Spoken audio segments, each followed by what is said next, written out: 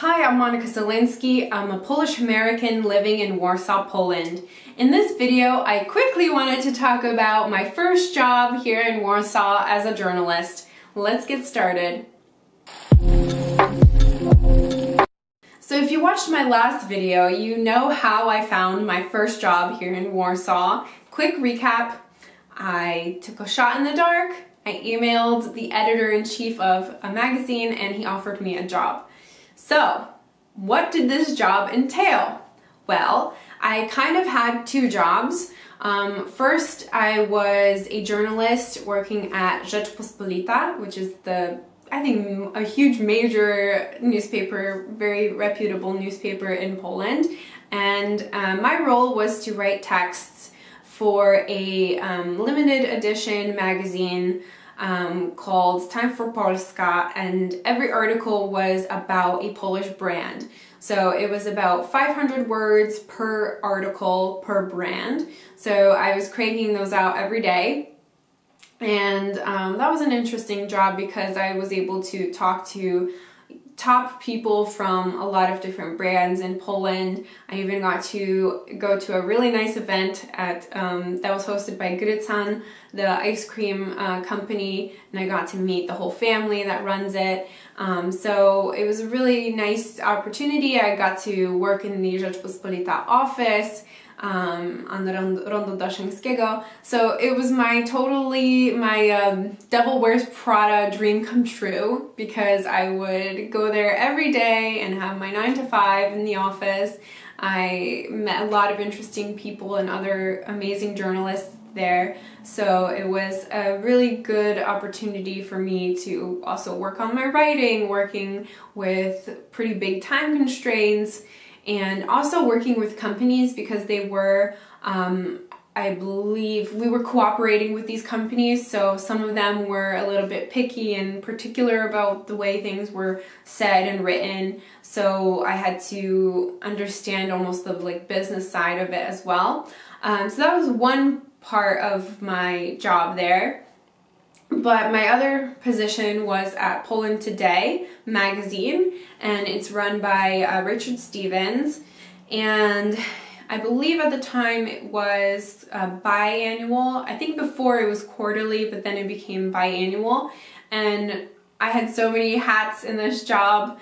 So at the beginning I was in charge of just posting articles on the website. So any articles that appeared in the magazine, put them on the website. But as time moved on, I was also doing social media. I was doing a lot of work with conferences because a lot of the revenue was generated thanks to conferences that we were a part of and that we were hosting. So I was in charge of guest lists, newsletters, a lot of newsletters. Oh gosh, I feel like I did so much. I was tech support, trying to figure out any technical issues. I helped with a major redesign of the website, or even two actually, two redesigns of the website.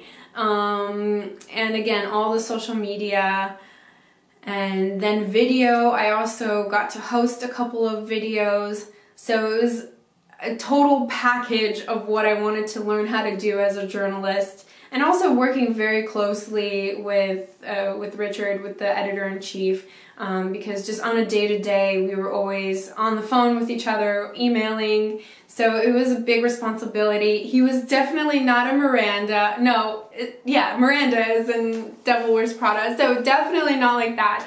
I was very lucky to have a really good boss.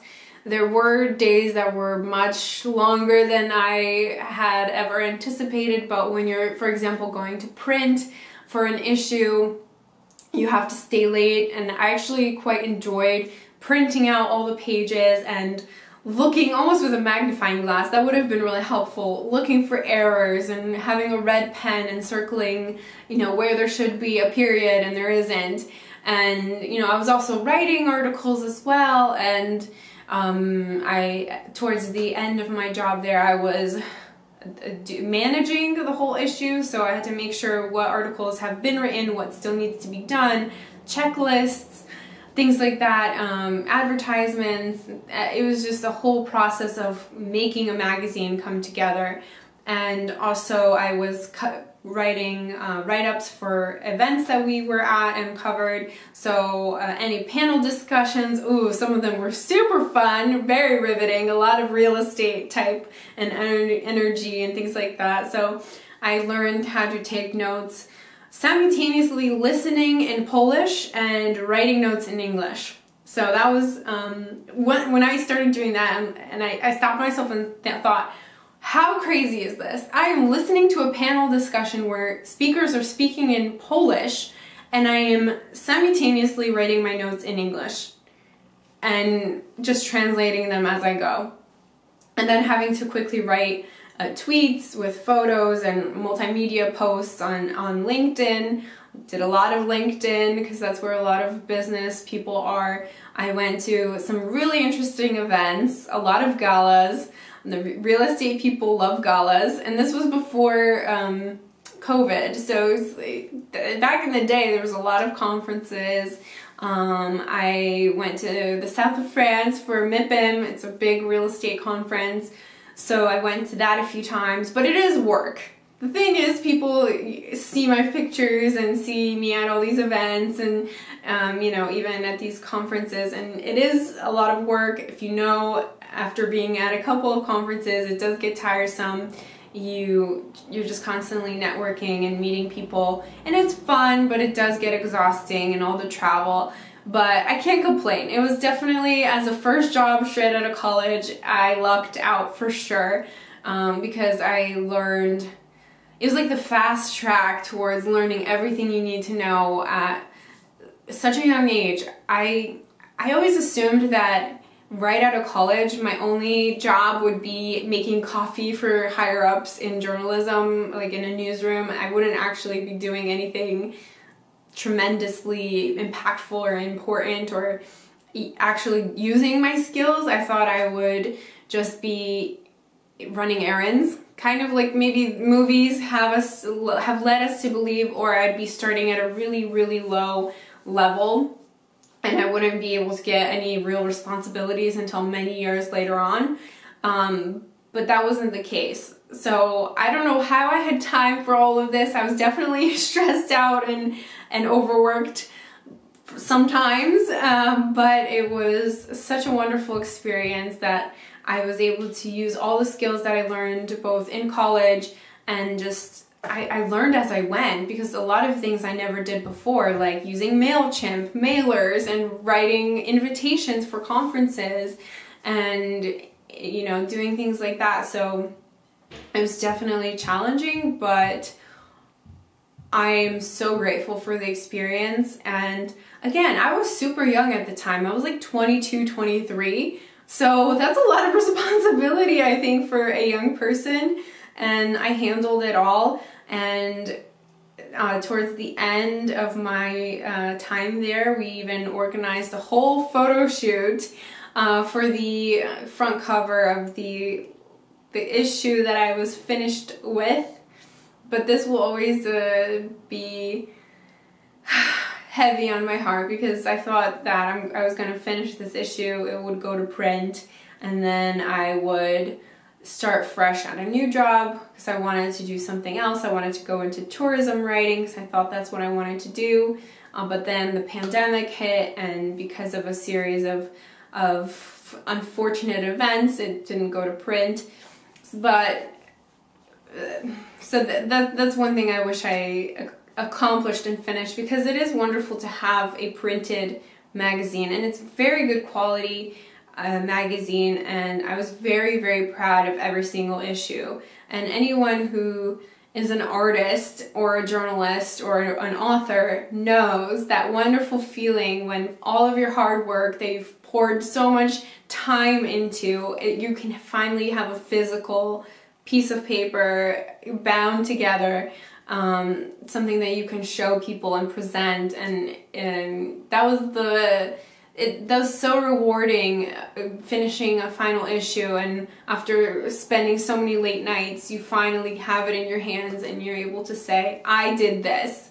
look at this and just be proud of it. Now, of course, many years later, I have a huge stack of them that are just unfortunately collecting dust, but I will never get rid of them because it's just evidence and a memory of all the work that I did, and also articles that I've written, so I could always be able to use them as a portfolio. But I did also, you know, they're all in digital form in this day and age, so if anyone is interested in reading any of the articles that I've written, they're available on my website. The links are there to everything that I am proud of that I wrote, and my website is, of course, monicazielinski.com.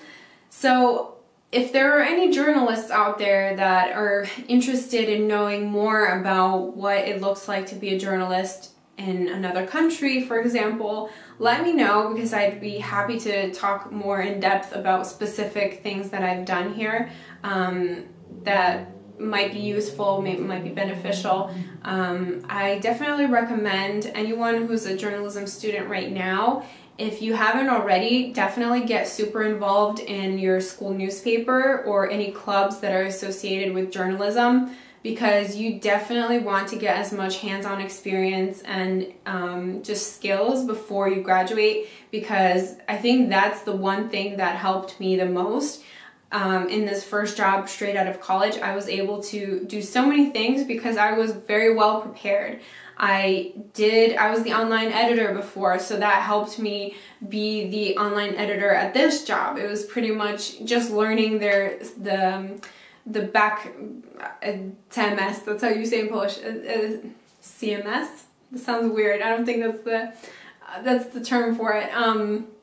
The back end editor, and I was just able to just figure out, okay, so I used WordPress before, now it's something custom made, but it's pretty much the same idea, copy pasting, adding photos, things like that. So it was very much hands-on skills that I learned that I just applied to the job, as well as tweeting and tagging and anything that could be useful from, you know, events and things like that. So these are all skills that I learned in not only during my courses, but also by being involved in after-school activities, because that's where you really get to explore and spend more time and creativity on, and you're not obviously pressured that you have to get a grade, but you can just create and explore. So that's definitely some advice. And see what kind of medium you want to work in, because I always knew that I wanted to do magazine work, but there's obviously broadcasting, there's radio, there's only strict online. Now it's mostly, unfortunately, all online. But there's just so much you can do with journalism, and oftentimes you can do a little bit of everything, because nowadays I'm also doing video, I'm doing voiceovers, I'm doing social media managing, marketing. So it's good to have all of these skills, but you can definitely try to focus on just one aspect. I did like broadcast journalism, probably because I like being in front of the camera and editing. Radio, not so much my thing, but I do know how to make a podcast, for example. So I definitely encourage everybody, and not even just students, you can be older like me and also explore different mediums of media, and there's so many tools available online for free even that you can explore and create for free and just dabble. I love to dabble in things. So I hope you enjoyed my discussion about my job right out of college in Poland and what I did specifically. And if you have any questions, please let me know. And let me know if you like my videos in English, because I haven't done these before, so I'm curious to know what you think about my little chats in English. Thank you for watching, and hope to see you soon. Bye!